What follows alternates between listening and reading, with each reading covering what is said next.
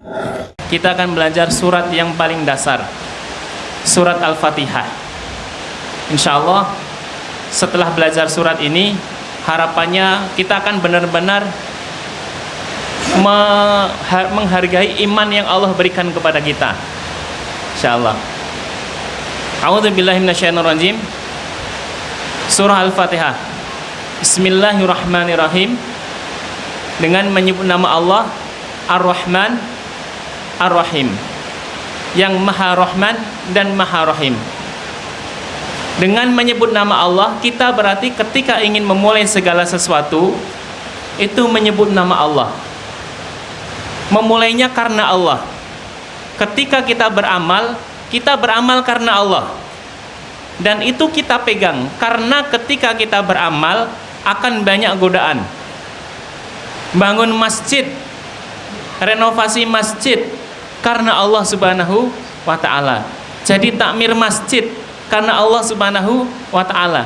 Nyekolahkan anak karena Allah Subhanahu wa ta'ala. Termasuk hal-hal yang aslinya bukan kewajiban kita, kemudian kita terpanggil untuk mengamalkannya, itu kita lakukan hanya karena Allah Subhanahu wa ta'ala. Bismillah. Dan kalau sudah memulai karena Allah, jangan berhenti karena manusia. Kalau sudah memulai karena Allah, jangan berhenti karena ucapan manusia, karena rintangan manusia. Apalagi bapak-bapak takmir, Masya Allah ya. Rintangannya banyak. Leres napa mboten bapak takmir? Leres. Sudah sukarela ngurus masjid, masih dikritik masyarakat, kan mengatakan. Kritik masyarakat ada yang benar, ada yang juga kebangetan. Tapi kalau kita sudah memulai karena Allah, jangan pernah berhenti karena manusia. Biarlah Allah yang menghentikannya. Bismillah, itulah makna bismillah. Bismillah dengan nama Allah. Dan setiap kebaikan, baik yang kecil maupun yang besar, kita mulai dengan nama Allah Subhanahu wa ta'ala. Kenapa kita mulai dengan nama Allah Subhanahu wa ta'ala? Karena Ar-Rahman dan Ar-Rahim. Ar-Rahman, Allah Maha Penyayang. Ar-Rahim, Allah Maha Pengasih. Bedanya apa? Apa bedanya penyayang dan pengasih? Ya, kalau penyayang itu suka menyayangi Ustadz, kalau pengasih suka ngasih, kan begitu. Insyaallah. Ar-Rahman, Allah Maha memiliki kasih sayang. Ar-Rahim, Allah Maha memiliki kasih sayang. Sama-sama kasih sayang, tapi kasih sayangnya beda. Ar-Rahman, kasih sayang Allah terkait masalah duniawi. Ar-Rahim, kasih sayang Allah terkait masalah ukhrawi, masalah agama, termasuk masalah akhirat. Ar-Rahman, kasih sayang Allah sebagai Ar-Rahman itu hanya 1%. Kasih sayang Allah Ar-Rahim 99%. Kasih sayang Allah Ar-Rahman dengan 1% ini, Masya Allah, makhluk hidup dari mulai yang paling pertama sampai nanti ketika ditiup sangkakala, semuanya itu mendapatkan rizki. Dengan kasih sayang Ar-Rahman itu saat ini turun hujan. Karena Allah Ar-Rahman. Kalau Allah tidak Ar-Rahman, Allah tidak memiliki kasih sayang, nggak mau nurunkan hujan. Manusia itu banyak maksiat. Manusia banyak maksiat. Ibadahnya cuman sebentar saja, Allah nggak akan kasih. Tapi karena Allah itu Ar-Rahman, Allah kasih hujan. Dengan kasih sayang Allah sebagai Ar-Rahman itu, saat ini musim buah apa ibu-ibu? Mangga ya. Saat ini musim buah mangga. Anggur. Ada yang punya tanamannya?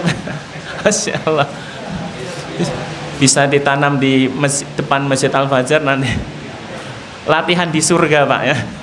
Latihan di surga, ditanam di Masjid Al-Fajar, ibu-ibu sama yang akhwat-akhwat yang putri nanam anggur, nanti dirambatkan, Masya Allah, nanti latihan panen di surga. Nanti ketika mau metik sambil baca ayatnya, Masya Allah, ayat tentang buah anggur di surga. Latihannya, latihan cinta surga, agar surga juga rindu pada kita. Allah Ar-Rahman, kasih sayangnya untuk seluruh makhluk, binatang, tumbuhan. Dengan itu harimau tidak memakan anaknya, dengan itu tumbuh-tumbuhan menghasilkan buah, ada tanaman-tanaman menghasilkan umbi. Kita bisa makan, orang muslim bisa makan, orang kafir bisa makan. Itu Ar-Rahman. Bahkan orang kafir kadang ditambah.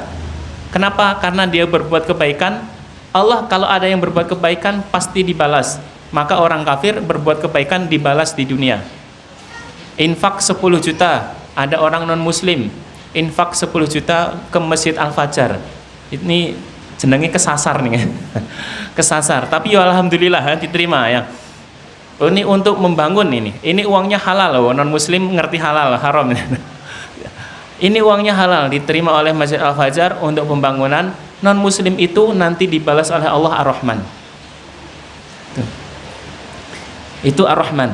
Ar-Rahim, Allah Maha memiliki kasih sayang Allah terkait hal-hal agama dan hal-hal akhirat. Hal-hal agama, apa bentuk kasih sayang Allah sebagai Ar-Rahim?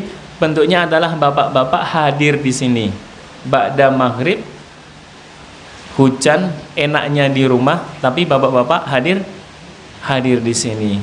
Bapak-bapak jamaah sholat maghrib. Sambil berharap kok nggak hujan, kalau hujan lumayan di jamak motor.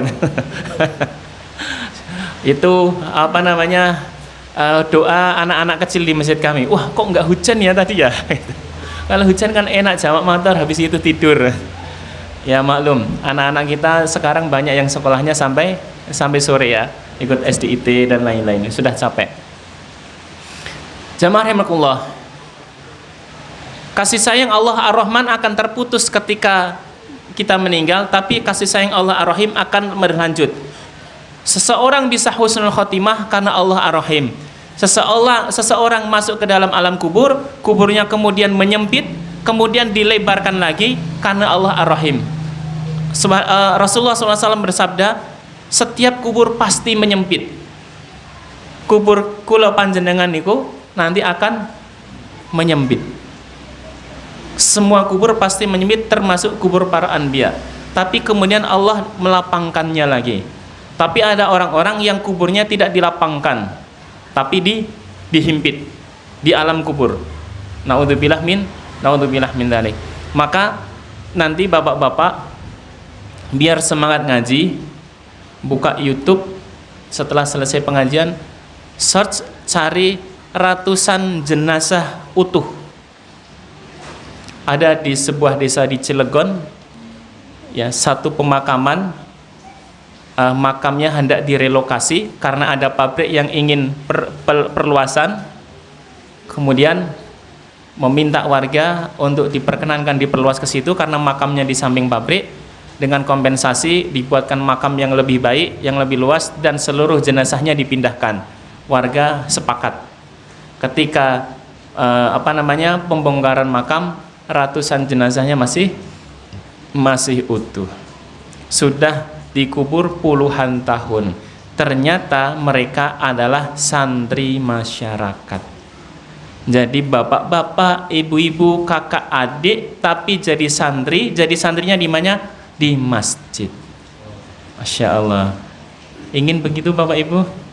Masya Allah. Maka langgengi majelis ilmu dan insya Allah langgengi baca Qur'annya, insya Allah.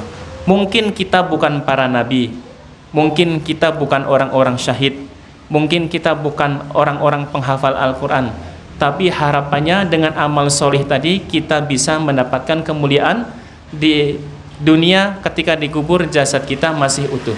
Itu pertanda insya Allah, pertanda karomah sehingga kita bisa masuk jannah insya Allah. Allahumma amin. Itu semua dari Allah Ar-Rahim.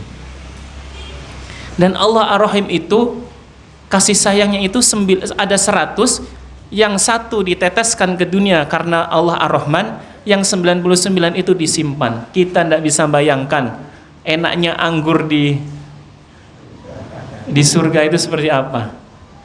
Enaknya apa nih? Pukis di surga itu kita nggak bisa bayangkan.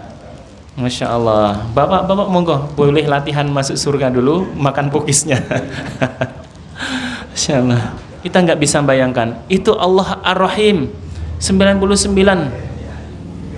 Sampai kemudian kita orang-orang yang biasa-biasa ini, karena cintanya Allah, kasih sayang Allah itu, Allah akan ganti dengan fisik yang lebih baik. Nah, ini kalau wajah saya dinilai oleh agensi itu mungkin nilainya 6, tapi insya Allah di sana nanti dapat, iya, istri saya nanti kesengsem insya Allah. Kalau sekarang bersabar ya. Sekarang istri-istri kita bersabar, besok insya Allah bersyukur. Itu Allah Ar-Rahim.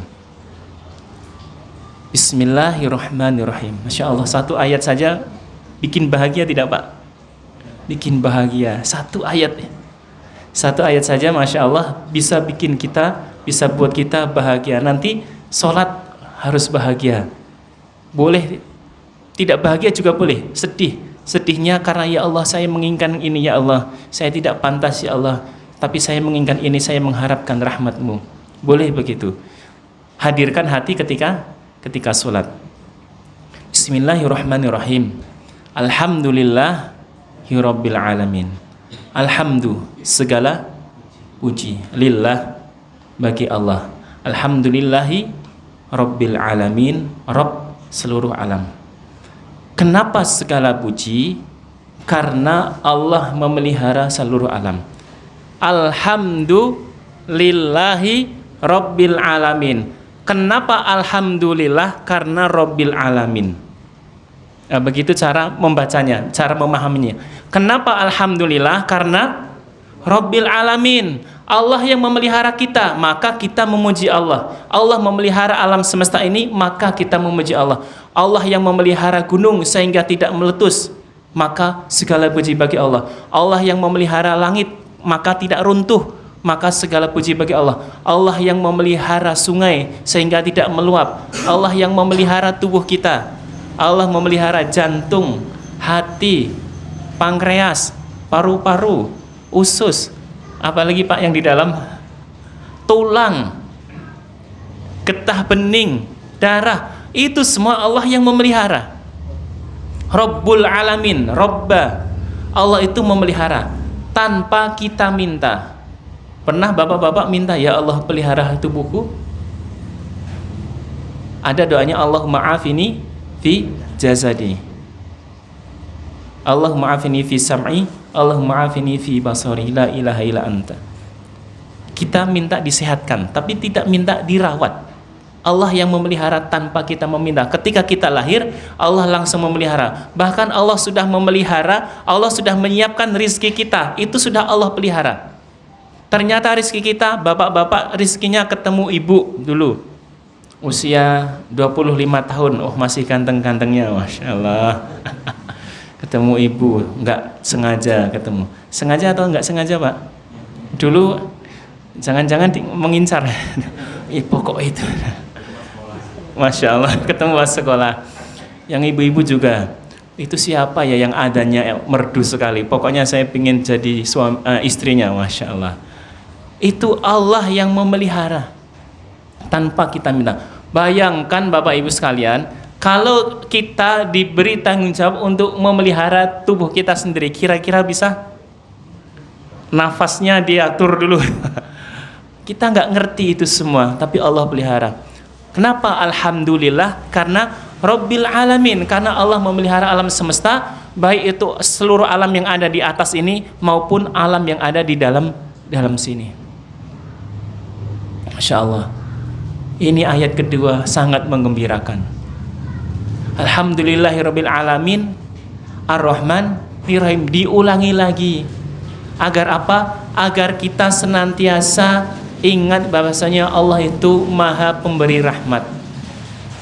Mungkin hidup kita menurut kita biasa-biasa saja, tapi sebenarnya rahmat Allah bagi kita itu luar biasa. Alhamdulillahirabbil alamin, Ar-Rahmanir Rahim, Maliki Yaumiddin. Maliki Yaumiddin artinya Malik, penguasa. Yaum, hari. Yaumiddin, hari ad-din, hari pembalasan. Allah yang menguasai hari pembalasan. Bapak Ibu coba bayangkan. Alhamdulillahi Rabbil Alamin. Coba ikuti saya. Rabbil Alamin. Ar-Rahman. Ar-Rahman ini bagiannya Rabbil Alamin. Ar-Rahim. Coba diikuti Ar-Rahim. Ar-Rahim ini tugasnya adalah Maliki Yaumiddin. Allah disebut Ar-Rahman karena Allah Rabbul Alamin. Allah kenapa Ar-Rahim? Karena Allah Maliki Yaumiddin. Itu cara memahaminya dengan cara yang mudah. Kalau mau lengkap baca tafsir. Kalau mau lengkap baca tafsir yang direkomendasikan Ibnu Katsir atau ringkasannya atau tafsir yang lainnya boleh. Tapi ini saya ringkas. Jadi kenapa Allah Ar-Rahman? Karena Allah itu Rabbul Alamin. Allah memberikan kasih sayang duniawi, maka Allah wujudkan dengan memelihara alam semesta untuk kita semua. Allah Ar-Rahim, Allah Maha memiliki kasih sayang di akhirat, maka Allah Maliki Yaumiddin, Allah menguasai hari pembalasan. 99% rahmat disiapkan di sana. Dari ketika kita mulai memejamkan mata, Allah kasih husnul khotimah, Allahumma amin. Kemudian Allah kasih nikmat kubur, Allahumma amin. Kemudian Allah tidurkan kita, Allahumma amin. Karena kalau tidak tidur disiksa. Kemudian Ar-Rahim setelah memberikan kita nikmat kubur, kemudian Allah Ar-Rahim tidurkan kita, kita berharap Ar-Rahim bangkitkan kita dan diberi naungan oleh Ar-Rahim. Ada 7 golongan yang akan mendapatkan naungan dari Allah pada hari ketika hari itu tak ada naungan illa dilluh, kecuali naungannya. Di antara 7 golongan itu adalah rajulun, laki-laki, qalbuhu, hatinya, jantungnya, mu'allaqatun, tergantung bil masajid, di masjid-masjid. Yang lain senangnya CFD, bapak-bapak, ibu-ibu senangnya Ahad pagi pengajian. Yang lain pagi hari, malam hari senangnya jalan-jalan, bapak ibu 5 hari sekali senangnya ke masjid. Bapak ibu pergi kerja mikirnya nanti sholatnya di masjid mana. Pulang kerja nantinya ndak ke masjid rumah atau tidak. Kalau nggak nyandak masjid ke rumah, nanti berarti berhentinya di masjid mana, sholatnya di masjid mana. Hatinya itu tergantung di masjid. Alhamdulillah saya punya kelebihan harta. Ada 100.000, ada 200.000, ada 1 juta. Setelah kerabat selesai, mikirnya masjid mana yang tak kasih. Boleh jalan-jalan dengan istri, boleh jalan-jalan dengan anak, kuliner boleh, tapi didahulukan masjid. Mi, ya Bi, ini ada uang 200.000. Jalan-jalan Bi, insya Allah makan paling enak. Di mana? Di surga. Saiki bayarin ning Masjid Al-Fajar. Bayarnya di Masjid Al-Fajar, nanti kita pesennya di surga. Itu cara ngerayu ibu-ibu begitu Pak. Cara merayu ibu-ibu, Masya Allah. Itu semua dari Allah yang Malik Yaumiddin, Allah menguasai hari pembalasan. Amal kita sedikit Bapak Ibu sekalian, amal kita sedikit, tidak bisa ditukar dengan surga. Mau coba ngitung? Coba kita hitung amal kita. Kita hitung Pak ya. Sholat 5 waktu, awalu ma yuhasabu, amal yang paling awal dihisab adalah as-sholah, sholat 5 waktu. Kita bayangkan, kita jamaah terus. Kita bayangkan kita jamaah terus. Satu hari 17 rakaat. Pahalanya dikalikan 700, kira-kira berapa Pak? Saya buka kalkulator nggih. Saya buka kalkulator. 17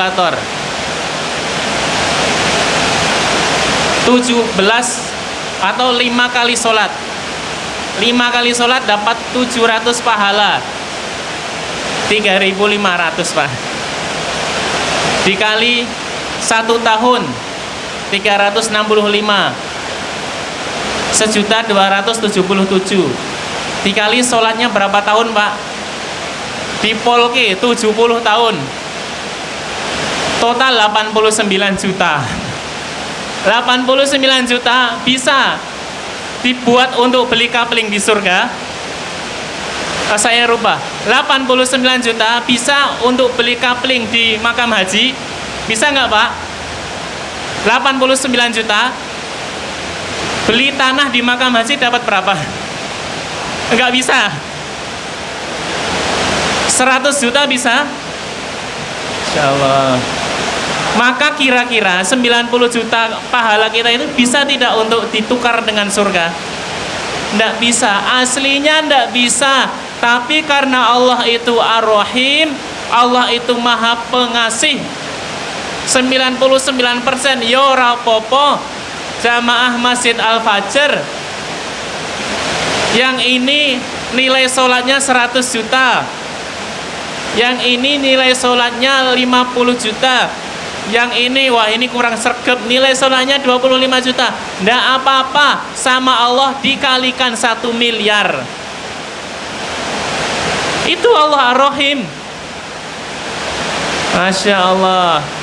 Nggak apa-apa, sudahlah, tinggal pilih mau rumah yang mana, semuanya masuk surga. Allahumma amin. Itu Allah Ar-Rahim. Masya Allah. Maka minta surga itu sambil bayang ke. Ya Allah, kami ini nggak cocok untuk masuk surga, tapi kalau masuk neraka itu kami tidak akan kuat ya Allah. Maka ya Allah, berilah rahmat-Mu ya Allah. Engkau Ar-Rahim, Engkau tidak pelit. Kami pelit ya Allah, Engkau tidak pelit. Maliki Yaumidin, Allah yang merajai hari pembalasan. Semuanya waktu itu serba susah kecuali yang dimudahkan oleh Allah Subhanahu wa ta'ala. Maka Bapak Ibu sekalian, ini bagian pentingnya. Kalau ibu-ibu ingin mendapatkan rahmat Allah yang Ar-Rahman dan Ar-Rahim, bapak-bapak ingin mendapatkan rahmat Allah dari Maliki Yaumiddin, ada tugasnya, ada syarat dan ketentuan. Apa syarat dan ketentuannya? Ada di ayat selanjutnya. Apa bunyi ayat selanjutnya? Iyyaka na'budu wa iyyaka nasta'in. Ada 2 syaratnya. Pertama, iyyaka na'budu, kedua wa iyyaka nasta'in. Siapapun yang melaksanakan 2 hal ini, insya Allah dapat pahala dari Allah Ar-Rahman Ar-Rahim, Maliki Yaumiddin. Siapapun yang iyyaka na'budu wa iyyaka nasta'in, insya Allah dengan bismillah akan bertemu dengan Allah Ar-Rahman Ar-Rahim. Beberapa hari lalu, beberapa malam lalu itu bulan purnama. Leres napa mboten? Ya. Dari Masjid Al-Fajr kelihatan ya, keluar langsung kelihatan. Kalau malam hari di sebelah timur, Kalau menjelang subuh di sebelah barat. Kalau yang subuhannya telat ya nggak lihat. Ya nggak lihat, Masya Allah. Suatu ketika Rasulullah SAW bersabda, mengumpulkan para sahabat, nanti bapak-bapak bisa niru ini. Kalau ada bulan purnama, tiru ini Rasulullah. Sahabat kumpul, dan para sahabat berkumpul. Kemudian Rasulullah bersabda, kalian akan melihat Allah sebagaimana kalian melihat bulan purnama ini. Begitu indahnya, begitu dekatnya, Masya Allah. Kemarin ada yang melihat bulan purnamanya? Ada ya? Ada yang melihat bulan purnama bersama istri? Tidak ada. Dicatat Pak, bulan besok Ayamul Bait ya, siangnya puasa, berbuka, nanti nyari bulan bersama istri ya. Nanti digandeng. Manggilannya siapa Pak? Manggil ibu siapa Pak? Istriku atau mbok itu. Doa yo sesuk awake dhewe mlebu swarga dadi bojo iso nonton Allah kayata dene nonton rembulan. Masya Allah. Itu romantisnya orang beriman itu begitu. Masya Allah. Nanti dicatat Pak, sekitar berapa hari lagi? 28 hari lagi. 26 sampai 28 hari lagi Ayamul Bait, silakan berpuasa. Kemudian malamnya nyari bulan purnama. Masya Allah. Tidak harus jauh-jauh. Nyari bulan purnamanya sambil jalan ke Masjid Al-Fajar. Ngirit Pak ya. Ngirit. Kalau ke Tawangmangu ya belum tentu lihat. Insya Allah mungkin bisa lihat, tapi boros ya. Dan sudah mulai musim hujan. Maka Bapak Ibu sekalian, kalau kita ingin ketemu Allah, kita ingin mendapatkan rahmat Allah, syaratnya dua, iyyaka na'budu wa iyyaka nasta'in. Dua syarat ini tidak boleh dipisah. Yang iyyaka na'budu tapi enggak iyyaka nasta'in enggak bisa dapat. Yang iyyaka nasta'in tapi enggak iyyaka na'budu enggak bisa dapat. Harus dua-duanya ini satu paket. Iyyaka kepada engkaulah, hanya kepada engkaulah na'budu kami menyembah. Orang yang na'budu, orang yang menyembah Allah tapi tidak hanya Allah, maka dia enggak beriman. Orang menyembah Allah tapi menyembah yang lainnya, maka dia imannya salah. Na'budunya harus iyyaka. Iyyaka hanya padamu ya Allah, na'budu kami menyembah. Ini pertama. Yang kedua, wa iyyaka dan kepada engkaulah nasta'in kami meminta pertolongan. Barang siapa yang na'budunya kepada selain Allah, maka imannya tidak sah. Sama nasta'innya meminta pertolongannya kepada selain Allah, maka imannya juga batal. Minta kesembuhan kepada Allah. Kalau minta kesembuhannya pada Nyai Roro Kidul, imannya batal. Minta rezeki kepada Allah. Kalau minta rezekinya kepada Dewi Sri, imannya Bapak-bapak tahu Dewi Sri? Tahu Pak? Oh di sini tidak ada. Kalau di daerah saya Pekalongan, zaman dulu itu kadang ada petani-petani itu yang naruh sesajen di pematang sawah. Harapannya apa? Agar panennya lancar. Itu meminta pertolongan kepada selain Allah. Berarti nasta'inya tidak iyyaka.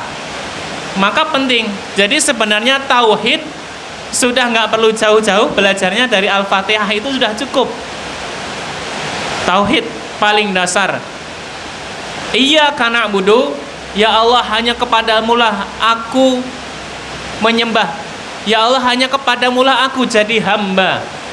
Wa iyyaka nasta'in dan hanya kepadamulah aku meminta pertolongan. Ada yang na'budunya pada Allah, tapi nastainya pada selain Allah, ini tidak sah imannya. Meskipun nanti harus ada pembahasan khusus, kita tidak boleh nanti pulang pengajian ada orang naruh sesajen, loh mas sampean kafir, nggak boleh begitu ya, nggak boleh begitu, nggak boleh memberikan vonis dikandani mas itu nggak boleh mas, daripada dikasihkan sesajen mending disedekahkan jadi nasi berkah Jumat di Masjid Al-Fajr itu. Al-Fajar ya, di Masjid Al-Fajar mending jadi itu mas, nanti tak ajari caranya biar jadi pahala. Kalau punya uang 100.000 jadi nasi berkah Jumat mas, kalau punya uang 100 juta oh nanti jadi renovasi, caranya begitu. Nah Bapak Ibu sekalian, Allah itu maha pencemburu.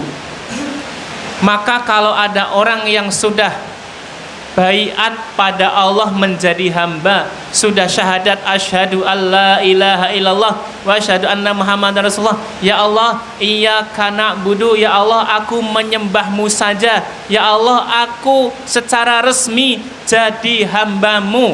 Maka kalau hamba itu kemudian minta tolongnya pada yang lain, Allah cemburu. Ustadz, kok Allah cemburu? Padahal kan cuman begitu saja, Allah juga nggak rugi. Begini Pak ceritanya, jika tiba-tiba istri Bapak, istri yang sah yang sangat Bapak cinta, satu-satunya, leres nggak Pak nggih? Satu-satunya sangat dicinta, tiba-tiba keluar minta nafkah sama laki-laki lain, marah enggak Pak? Marah enggak Pak? Marah. Abu Ubaidah kalau tak salah, salah satu sahabat yang mulia, dia berkata, kalau saya melihat istriku berjalan berdua dengan laki-laki, akan kupenggal lehernya, akan kutebas batang lehernya.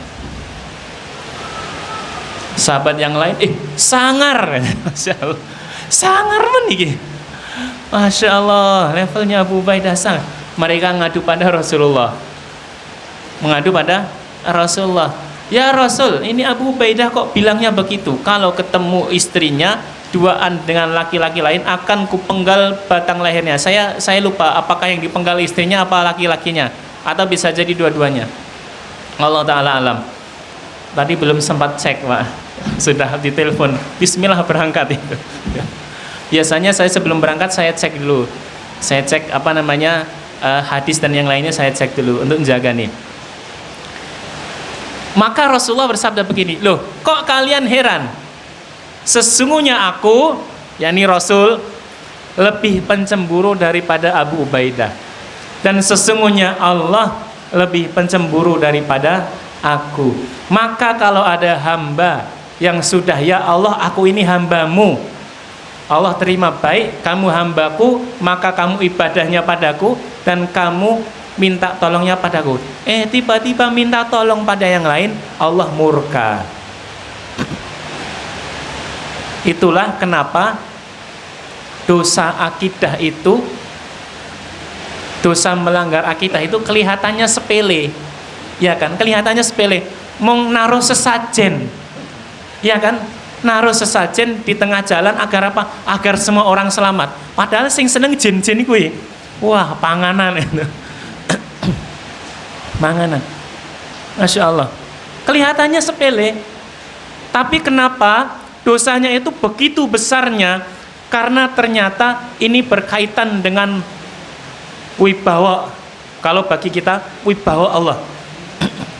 Aku ini Tuhanmu, kamu sudah. Memangnya aku itu nggak bisa nolong kamu? Memangnya kamu pikir saya ini miskin sehingga kamu minta rezeki sama yang lain? Memangnya kamu pikir aku ini nggak bisa menyembuhkanmu? Kenapa kamu minta malah sama Mbah Dukun? Memangnya kamu pikir saya tidak bisa menolongmu? Kenapa malah minta keselamatan kepada jin-jin penunggu perempatan? Kayak jine jane nganggur gue, nganggur kuru, jadi lemu goro-goro diparingi sesajen, jane nganggur gitu. Masya Allah. Itu sama dengan kita. Naudzubillah, ketika ada seorang laki-laki, istrinya keluar minta nafkah pada orang lain, pada laki-laki lain, walaupun itu cuma 1 hari. Saya tak minta nafkah sama tetangga ya, astagfirullahaladzim.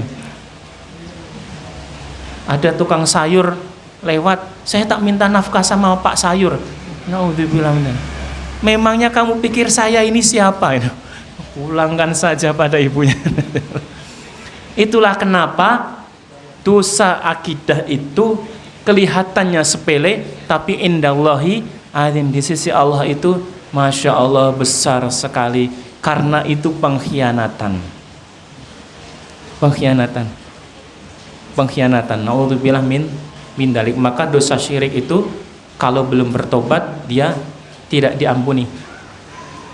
Kalau meninggal dosa syirik, dibawa meninggal belum bertobat tidak diampuni, termasuk syirik besar. Tapi kalau dosa-dosa yang lainnya belum bertobat, meninggal ada hitungannya, masih bisa nanti diampuni sesuai dengan kehendak Allah Subhanahu wa taala. Maka Bapak Ibu sekalian, jika kita bismillah ingin bertemu dengan Allah yang Ar-Rahman Ar-Rahim, yang segala puji bagi Allah yang telah memelihara alam semesta ini, yang balik lagi Ar-Rahman Ar-Rahim, dan menguasai hari pembalasan, tugas kita 2.